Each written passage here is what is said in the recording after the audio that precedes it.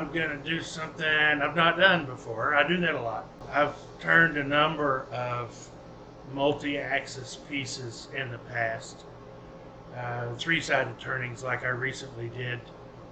Sometimes with a twist, sometimes not. And I've been asked, since the way I do mine without math, just using a protractor or a compass, whatever you want to call it, I mark 6 points around a circle, and I use 3 of them for my four-sided pieces. Or 4 axes pieces, and I say 4 axes because, I go 1 to 1, 2 to 2, 3 to 3, and then I do a center turning at the final. So this time I'm going to go a step further. I'm going to use all 6 points, and I'm going to attempt a 7-axis turning. I've had this big cookie of, about 6 inches thick cookie of ash juniper sitting around the shop for a couple of years, and I finally got tired of tripping over it.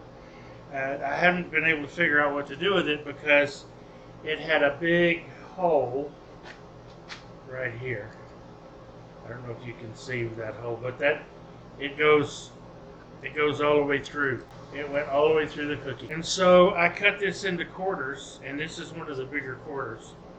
So I'm going to go ahead and take this, and we're going to attempt to do a 7-axis box. This one will not be with a twist. I'm still trying to figure out when I do the twist, and I'm planning on doing one with a twist.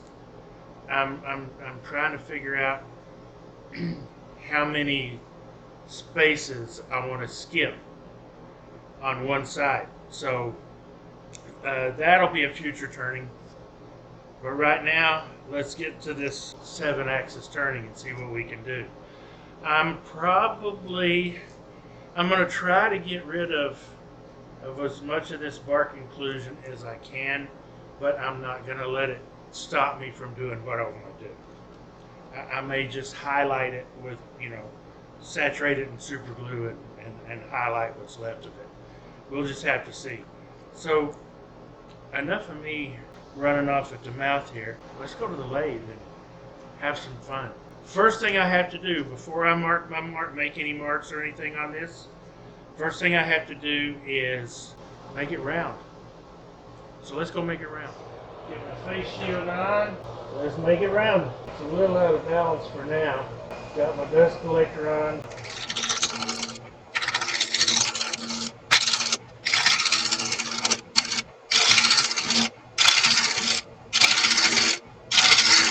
Turn about 900.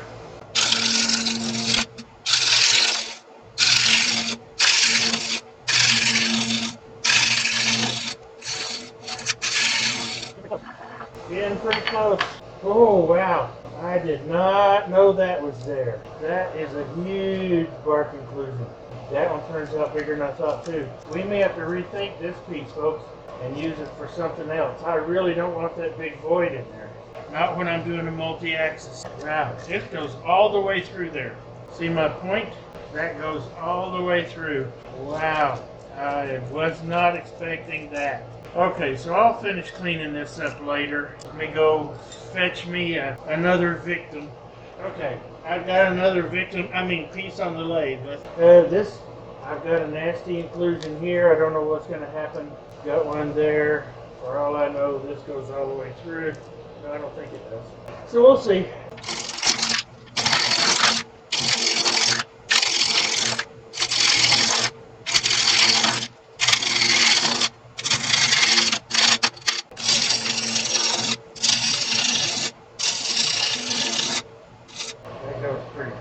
So, let me make an adjustment. It's going to be smaller than I wanted, maybe.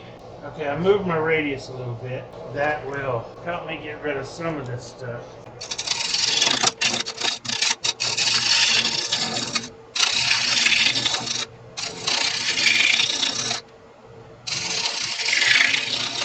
Still got a pretty good inclusion here.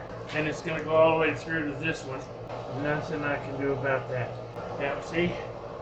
But some of that might be turned away in the... Let's just find out. Let's do it.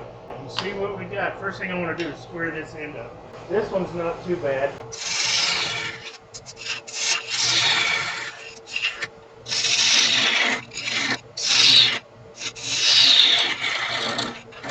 So what what I'm going to do now is I'm going to take this over the bench and do my circles and then mark my lines. Before I do that though, while I have this centered,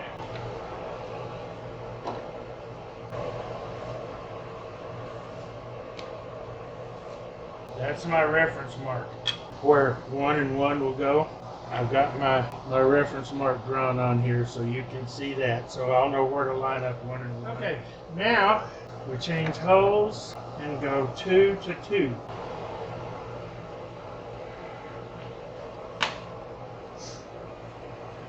That's almost 600. That's there fast as I dare go.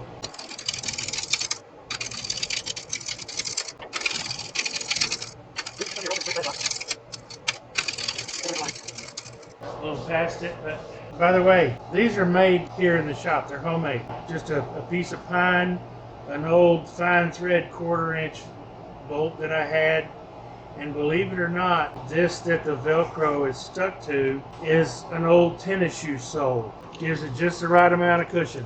Yes, I said tennis shoe sole. So when you get ready to recycle or throw out your old tennies, keep that in mind.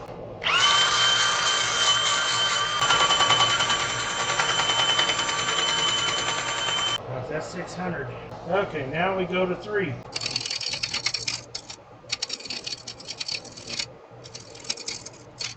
I'm watching the shadow line back here. I'm not watching over here.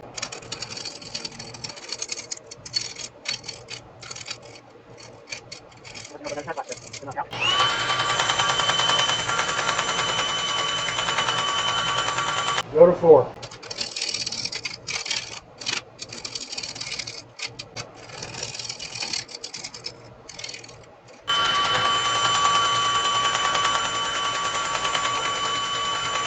Go to 5.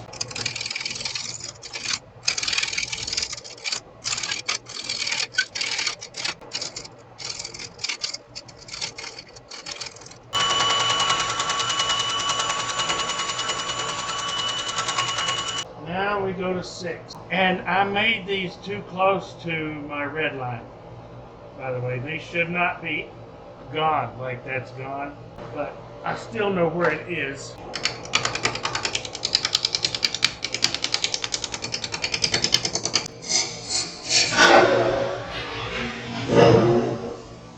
Well, I had a big chip out where I was turning it. Where I was holding it. I'm not going to be able to hold it there. I don't know where the piece went either. I'd like to be able to find it. I don't want to waste this wood, and I don't want to turn it into something else. Let me get something figured out. I'll be back. I'm stubborn. What can I say? If at first you don't succeed, get a bigger gouge. So what I'm going to do is I'm going to knock this back, basically carve it away, so that it's more of what it should have been. And you're asking, how do I know what to cut to? Well, I've got a line drawn across here and a line drawn across here to give me roughly the same diameter all the way around on those pieces. So it's just got to be close.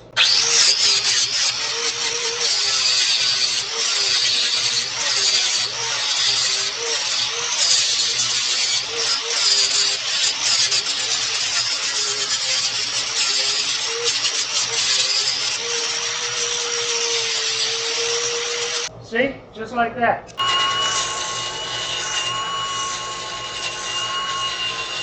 So at this point I basically have two choices. Figure out how to modify this so that this doesn't matter, and accept this the way it is and just live with it, or chuck it and do another one. I'm too far in to turn back now. This piece is going to be a proof of concept piece. I'm not happy with the tear out. This stuff is just so brittle.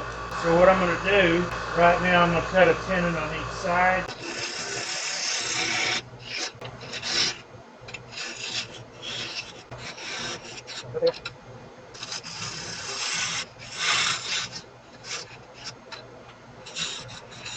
Okay, we're going to have to figure out how big do I really want this box. This would be a little bit big for the diameter that it is.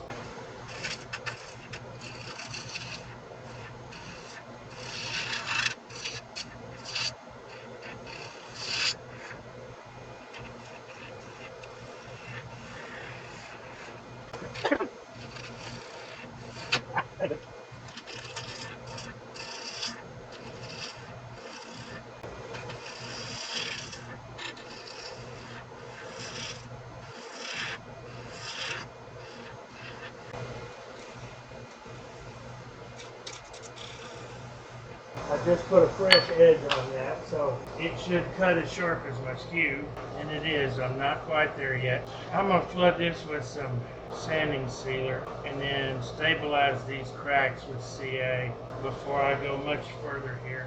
I got CA on this. I applied sanding sealer and then I put some CA in the cracks, and now I'm going to shape the bottom to get rid of this. I hope I don't lose too much of the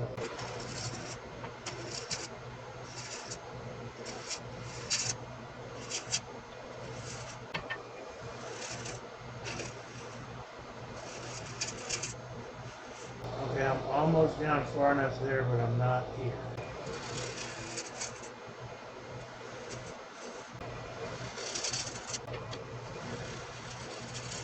I can live with that. Now I need to apply a sanding sealer down here and stabilize these cracks.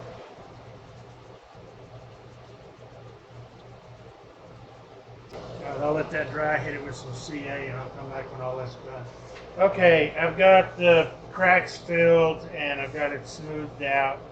Since I've got so much variation up here, this segment stops here, this one doesn't stop till there, this one here, this one down here, this one up here, this one is hard to tell, this one down here. So all of these pretty much end at the same spot here. So I'm going to part this box off here, and I'm going to use the rest of this to make the top. I just don't know what I'm going to make it look like yet. I know this is way too big, and that's okay. I'll probably end up with something more down in here, but I can worry about that later. Make my primary parting mark right here.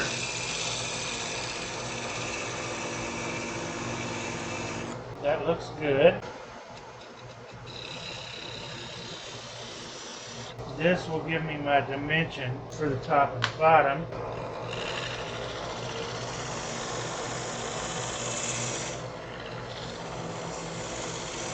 This ain't coming out anything like I wanted, but it'll do. Now, do I want this to sit down over that lip? And I think I do.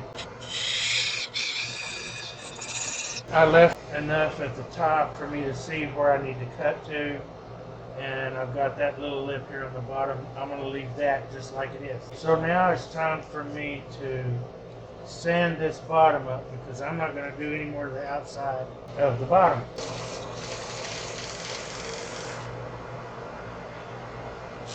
Time for some more sanding sealer.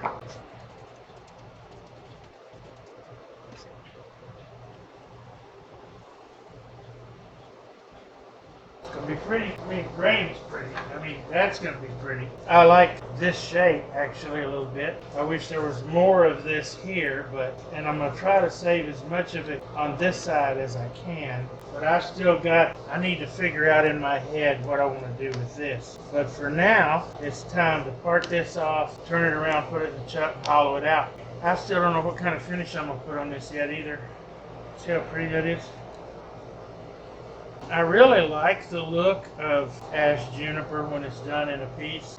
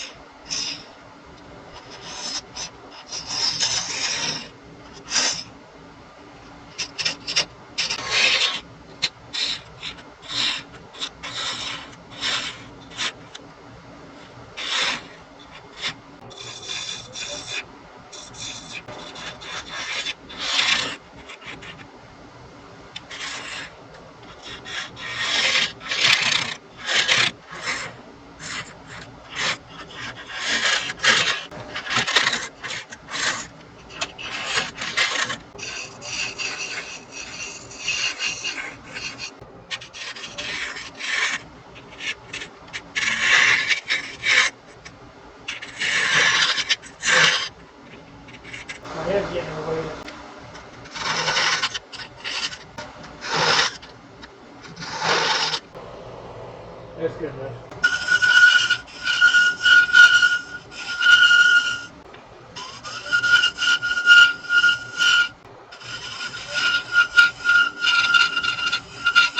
We'll start with this one.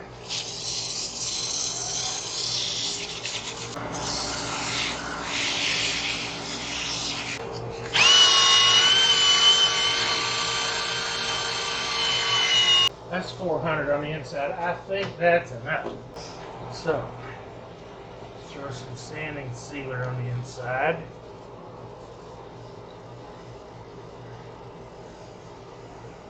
Okay, now I gotta figure out. I want to do axe on the inside, and I want to do axe on here, but I have to figure out how to do it here. I got an idea. Time for axe abrasive paste. Finally getting down to the end of my original jar.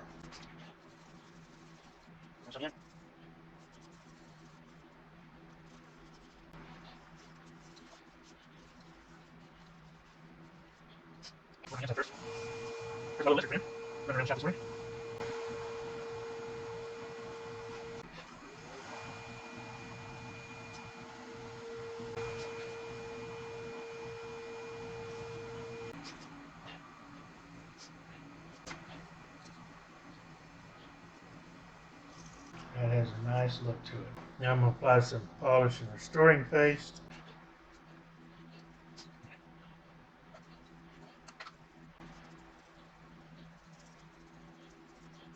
Let this sit and harden up a few minutes. And that'll do. That's about as shiny as I want it. Looks pretty good, doesn't it? Alright, now I can put the lid in. I will let this sit up a little while before I chuck it up and work on the bottom. I still don't know what shape I want.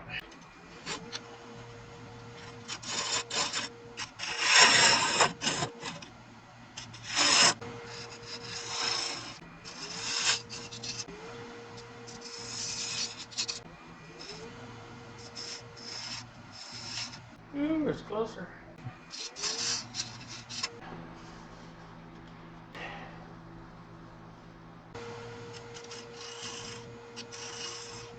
Take much off of that, and I don't want to take much off of this either, but I do want this to be rounded over just a little. That'll work. Let's work on the inside and get that done.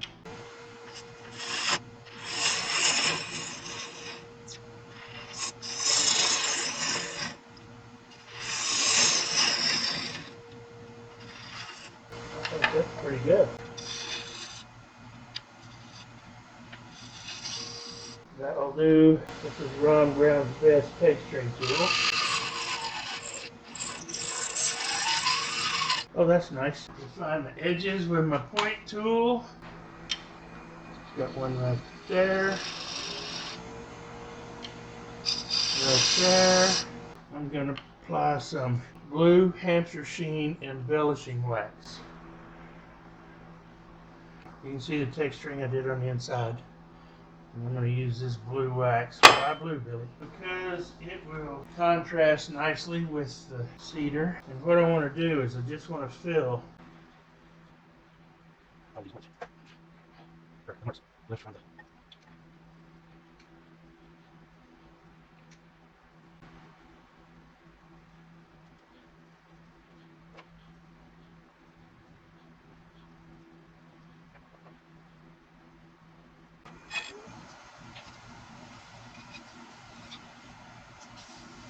Probably should have put sanding sealer on that first because I don't want blue out here. Unless I just really sand the dickens out of it.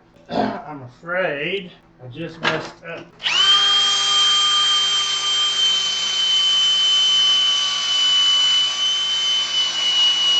That actually don't look so awful bad.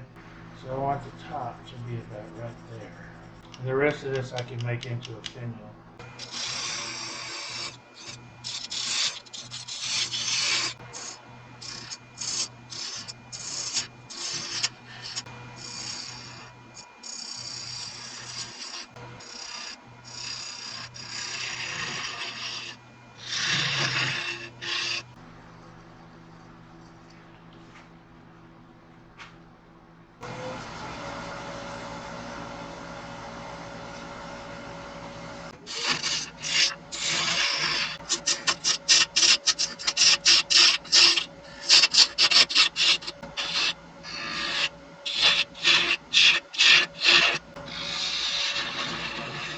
Okay, I've got this sanded to 600 up to in here. So now I'm going to apply some sanding sealer to the inside and out. of the lid. It's time to turn this around and we'll finish the finial. Okay, got it in the cold jaws. Cold jaws? Cold jaws. It's running pretty true. I'm going to be working on the onion in here. Afraid to get it very tight. I don't think I got it tight enough. I don't know if I dare get it any tighter than that.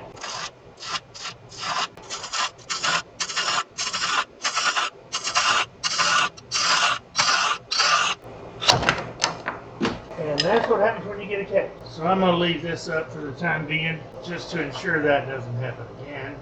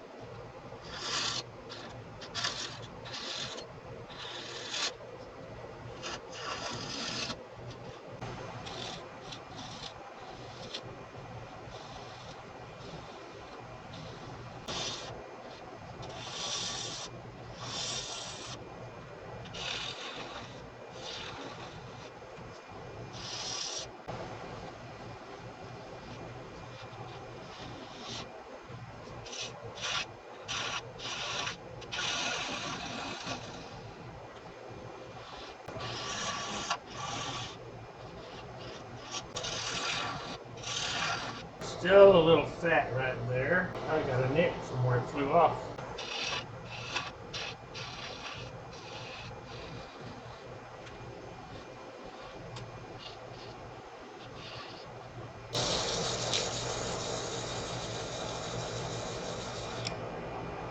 That looks pretty good. This thing is loaded with axe, so I'm just going to use it.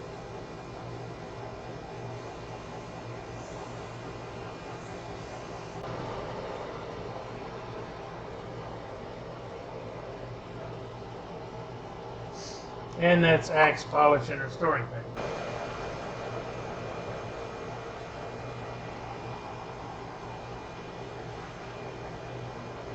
I'm not happy. I'm going to have to refinish the top of this, because when that came off a couple of times, I got some pretty good nicks in here. I can't live with that. Let me get the bottom finished. I heard it crack, so I don't really dare go any further than that.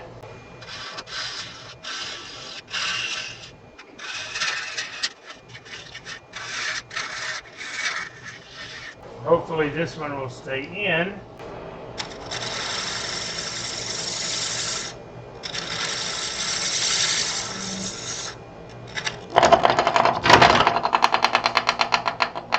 Wishful thinking. Oh yeah, chewed it up good. I don't know if I bumped the recording button or what, but I was recording and then I wasn't. Or the system crashed on me, I don't know. Put my vacuum chuck on, got it up here, fixed the area that was messed up from the chuck, from it coming out of the cold chuck, or the cold jaws. I lost more definition here than I wanted to, but it still has that hexagonal nut look to it. I finished the bottom. I'm waiting on my branding iron to get hot so I can put the brand in the bottom, and then I'll wax this up. I've got sanding sealer here and here. Everything is fixed now on the bottom, but all I've got to do to this one is fix these nicks.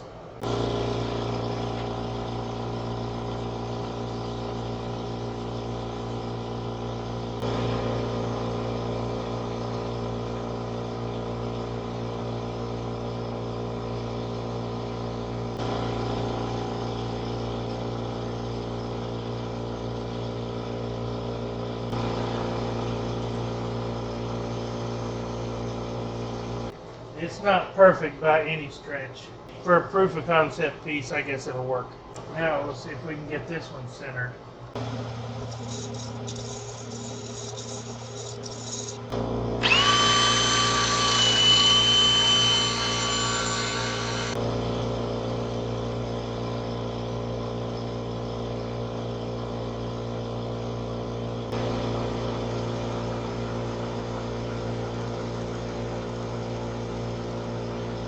Now let's see if it still fits. Yep, still fits.